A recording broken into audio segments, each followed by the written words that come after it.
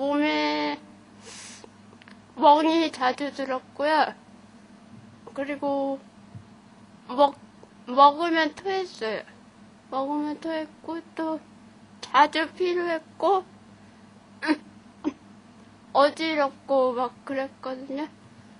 그러고서는 친구가 병원 가보자 그래갖고 병원을 갔는데 피가 이상하다고 큰 병원을 가보래요. 그래서 큰 병원 갔더니 백혈병 판정받고 그때 엄청 울었고 죽는 줄 알았어요, 제가. 그때만 생각하면 눈물 나고 그래요.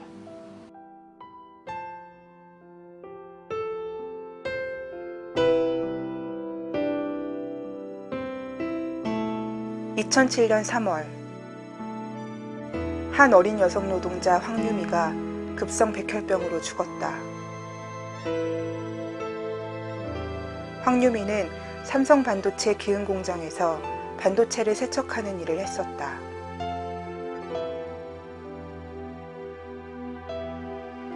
모두가 개인적인 질병으로 생각했을 때 이 죽음에 최초로 의문을 품은 사람은 황유미의 아버지였다. 기계 한 대 두 사람 기가하는데 같이 둘이서 있다가 한 사람은 유산이 돼갖고 회사로 사표쓰고 나갔어요. 그 자리에는 또 다른 사람, 이수경이라는 사람이 들어왔어. 우리 애가 둘이라다가 우리 애가 백혈병 걸리고 이 사람도 백혈병 걸리고 이 사람 죽고 우리 애 죽고 이게 어떻게 그 개인적인 질병을 어떻게 이렇게 될 수가 있어요. 이거 뭐 백혈병이라는 게 무슨 감기, 이 옮겨 다니는 감기도 아니고 전염병도 아닌데. 아버지는 이후 더 많은 노동자들이 죽었다는 사실을 알고 나서 자신의 딸이 개인 질병이 아니라 직업병이란 생각이 더욱 확고해졌다. 이미 2004년 삼성전자 기흥 공장에서 일하던 엔지니어 황민웅 씨가 급성 백혈병이 발병해 그 이듬해 죽었다. 또한 4명의 남성으로 이루어진 기술팀에서 3명이 백혈병, 악성 흑색종, 웨게너씨 유가종에 걸렸다는 사실도 밝혀졌다. 자연유산, 생리불순, 근골격계 통증과 질환, 각종 피부질환, 만성 두통, 코피에 시달리는 것은 이곳에서 일하는 노동자들에게는 일상이 되었다. 저도 참 건강했었는데 라인 안에만 들어가면 힘들더라고요. 동료 사원들, 여사원들 뭐 생리불순, 뭐 내지는 유산, 뭐 또 결혼해서는 이게 불임 같은 경우도 너무 많고 이런 경우에는 저희들끼리 너무 정말 생색내기도 부끄러울 정도로 너무 다반사여가지고 저도 한번 유산의 경험이 있고요. 또 아기를 낳아도 아기가 좀 선천적인 질병을 안고 나는 친구 제가 선배나 동료들도 제가 봐왔고. 삼성전자의 온양 공장에서도 상황은 마찬가지다. 검사 조립 라인에서 일하던 2명의 여성 노동자들이 백혈병에 걸렸다. 검사, 성형, 도급 라인에서 일하던 2명의 노동자들은 악성 림프종에 걸렸다. 지금까지 삼성전자 반도체 사업부에서만 최소한 22명의 림프 조혈기계 암 사례가 밝혀졌다.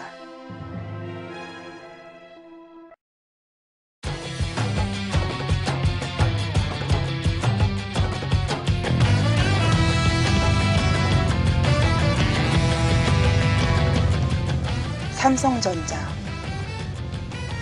세계 62개국과 134개 지역에 사업장을 두고 있으며 고용된 노동자가 총 15만 5,400명, 한국에는 8만 4,700명. 2007년에 모니터, TV, 반도체, LCD 세계 시장 점유율 1위, 핸드폰 시장 점유율 2위, 한국의 최대 기업이자 재벌이다. 그리고 희귀한 직업병으로 죽어가는 노동자들이 가장 많은 기업이자 재벌이다. 이 문제에 대한 삼성의 입장은 완강하다. 아르신가스는 발암물질이 아니며 모두 안전하게 관리하고 있다고 주장했습니다. 삼성은 백혈병에 걸린 노동자들의 산재 신청에 대해서 아주 단호하게 밝혔다. 그건 개인 질병이다.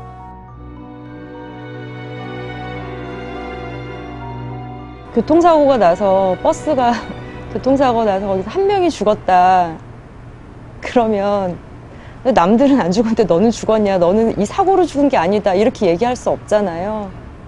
그래서 저는 피해자가 많지 않고 딱 한 명이었어도 이건 업무 관련성을 충분히 추정할 만한 그런 산업이다. 반도체 산업은 첨단 기술 산업이 아니라 첨단 화학 산업이거든요. 수천 가지 화학 물질을 쓰기 때문에 그것만으로도 사실은 충분한 근거라고 생각을 해요. 뭐가 범인이냐를 우리가 모른다고 해서 이들을 직업병이 아니라고 매도하는 건 올바르지 않은 거죠. 삼성은 이 문제가 개인 질병임을 입증하기 위해서 많은 노력을 기울인다. A씨는 삼성반도체 기흥 공장에 일하고 있는 기술자다.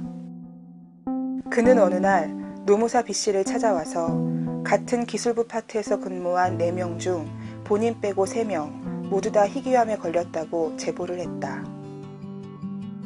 또한 방사선 누출도 많고 독한 화학물질도 노출될 수 있다고 했다. 그 후 A씨는 연락이 끊겼다. 그를 다시 만났을 때는 그는 회사 측 참고인이 되어 있었다. 이때 그는 방사선 사용은 물론 그 흔하게 쓰는 IPA라는 물질도 쓰지 않는다고 거짓 진술을 했다. 그분이 그렇게 하고 나서 안타깝게도 그렇게 하고 나서 연락이 끊겼어요. 이제 마지막 연락을 할 때는 회사에서 굉장히 심각하게 지금 이렇게 좀 협박을 한다 이런 얘기를 들려줬고, 그러고 전화가 끊겼고 전화도 이제 없는 번호로 나오고, 진짜 삼성이라고 하는 데가 얼마나 이 노동자들에게 많이 억압을 하고 있는지 너무 충격적이잖아요. 사실은 용기를 가지고 그런 말을 해준 사람이 다시 거꾸로 회사 측 사람이 될 때까지 얼마나 그 사람이 많은 고통을 겪고 회사에서 얼마나 많이 고통을 주었을까. 병에 걸린 노동자들에게는 돈을 가지고 접근한다. 물론 조건이 있었다. 산재 신청을 하지 않는다는 조건이다. 황유미 씨의 경우는 골수 이식 수술 이후 재발되기 직전에 회사 사람들이 속초까지 와서 아무 내용 없이 이름과 주민번호만 쓴 백지 사직서를 받아갔다. 그 병원비를 한 4천만 원 정도 나머지 잔액을 다 주면 사표를 쓰면 그걸 해준다 그랬었는데, 그 유미가 재발해가 병원에 입원했을 적에 11월 한 20일쯤 돼갖고 와갖고 뭐라고 얘기를 하냐면은 돈을 500만 원 가져와서 요것뿐이 없으니까 요걸로 다 끝내자 그랬어요. 그러다가 산재 신청을 하자 약속한 치료비를 주지 않았다. 유미는 산재가 아니고 개인적인 질병이라고 얘기를 했고, 그다음에 보상도 못 해주니까 아버님 마음대로 하라고 그랬어요.